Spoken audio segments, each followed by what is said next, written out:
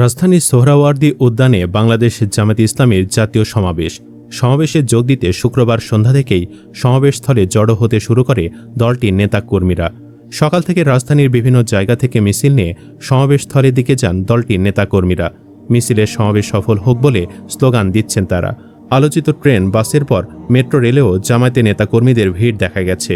সব মিলে সোহরাওয়ার্দী উদ্যানে নিজেদের প্রথম সমাবেশটা বেশ জমিয়ে তুলেছে জামাত। এতটাই জমিয়ে তুলেছে যে চারিদিকে মানুষ আর মানুষের চাপে আমির হামজার মতো হেভিওয়েট এমপি প্রার্থীকেও মাটিতে বসতে হয়েছে।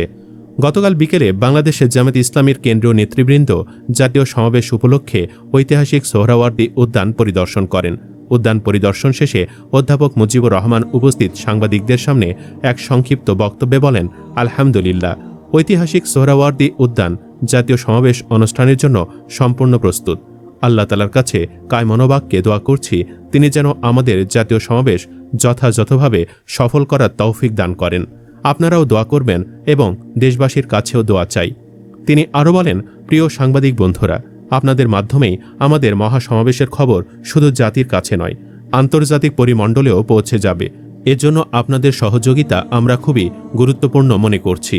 আপনারা অতীতেও আমাদের সহযোগিতা করেছেন, আপনারা সর্বতোভাবে সহযোগিতা করবেন ইনশাল্লাহ।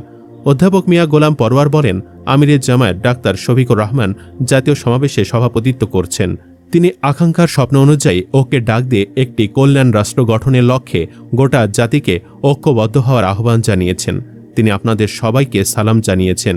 দেশবাসীর কাছে তিনি দোয়া চেয়েছেন আমাদের দীর্ঘদিনের সাধনা অনুযায়ী মানুষের এই আকাঙ্ক্ষার জাতীয় সমাবেশ যেন সুষ্ঠুভাবে সাফল্যমণ্ডিত হয়।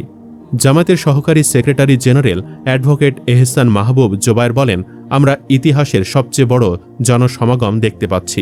10,000-এর বেশি বাস, একাধিক স্পেশাল ট্রেন ও নৌযান রিজার্ভ করা হয়েছিল।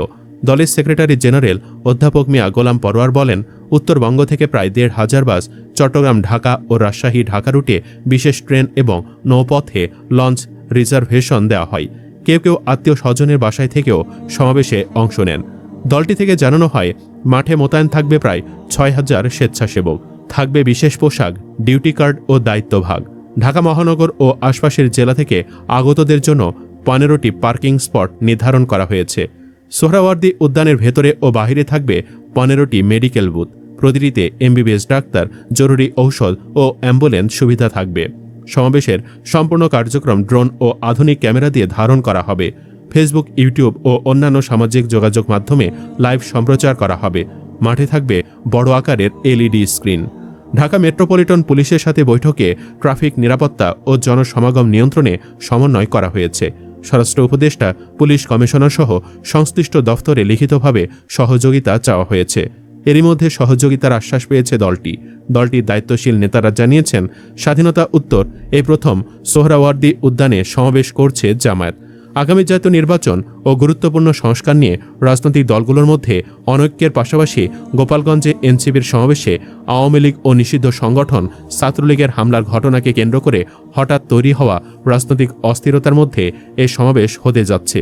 জামায়াত জানিয়েছে, এই সমাবেশে তাদের মূল দাবি হবে অবাধ, সুষ্ঠু ও নিরপেক্ষ এবং শান্তিপূর্ণভাবে নির্বাচন অনুষ্ঠানের লক্ষ্যে সবার জন্য সমান সুযোগ তৈরি করা, মৌলিক সংস্কার, জুলাই সনদ ও ঘোষণাপত্র বাস্তবায়ন, সংখ্যানুপাতিক পদ্ধতিতে জাতীয় নির্বাচন অনুষ্ঠান প্রভৃতি। জামায়াতে ইসলামী সংবাদ সম্মেলন করে জানিয়েছে, সমাবেশে তারা বিএনপি, এনসিপি, ইসলামী আন্দোলন সহ বিভিন্ন রাজনৈতিক দলের নেতাদের আমন্ত্রণ জানিয়েছে, তারাও বক্তব্য দেবেন। ময়মনসিংহ থেকে আসা রহিমুল্লাহ বলেন, আমাদের দীর্ঘদিন ধরে শোষণ বঞ্চনার মধ্যে রাখা হয়েছে। আমরা দেখিয়ে দিতে চাই জামায়াতে ইসলামী শক্তিশালী। আমরা আশা করছি সারা দেশ থেকে 10 লাখ নেতাকর্মী আজকের সমাবেশে যোগ দেবেন। সারা দেশের মানুষ আজ দাড়িপাল্লার জনসমর্থন দেখবে। নারায়ণগঞ্জ থেকে আসা আব্দুস সবুর বলেন, আমরা সমাবেশে যোগ দিতে এসেছি। দীর্ঘদিন আমরা এমন কোনো সমাবেশ করতে পারিনি, এবার সেই সুযোগ তৈরি হয়েছে। এ সময় নেতাকর্মীরা বিপ্লব বিপ্লব, ইসলামী বিপ্লব, নারায়ে তাকবীর, দাড়িপাল্লা দাড়িপাল্লা ইত্যাদি স্লোগান দিতে থাকেন। এসবের মধ্যেই রাজধানীর শাহবাগ মোড়ে জামায়াতে ইসলামী চলমান সমাবেশ সরাসরি দেখানোর জন্য বড় স্ক্রিন চোখে পড়ে। ভিড় বেশি হয়, সমাবেশের মূল বক্তব্য ও কার্যক্রম সবাই যেন দেখতে পান, সেজন্য মোড়ে মোড়ে বড় স্ক্রিন স্থাপন করা হয়। শাহবাগ মোড়ে স্বেচ্ছাসেবক ও জামায়াত কর্মী মাসুদুল হক বলেন, সমাবেশস্থল সোহরাওয়ার্দী উদ্যানে যারা যেতে পারছেন না তাদের জন্য এই উদ্যোগ নেওয়া হয়েছে। এছাড়া ইঞ্জিনিয়ারিং ইনস্টিটিউট গেট সংলগ্ন একটি পর্দার ব্যবস্থা করা হয়েছে। সুপ্রিয় দর্শক, জামাত যেসব দাবিতে এত বড় কর্মযজ্ঞ চালাচ্ছে তার কতগুলো পূরণ হবে বলে আপনি মনে করেন? সরকার কি পিআর পদ্ধতি মেনে নেবে? আপনি কি মেনে নেবেন? কমেন্টে জানিয়ে দিন আপনার রায়। আর অবশ্যই ভিডিওটি লাইক ও শেয়ার করুন। ধন্যবাদ।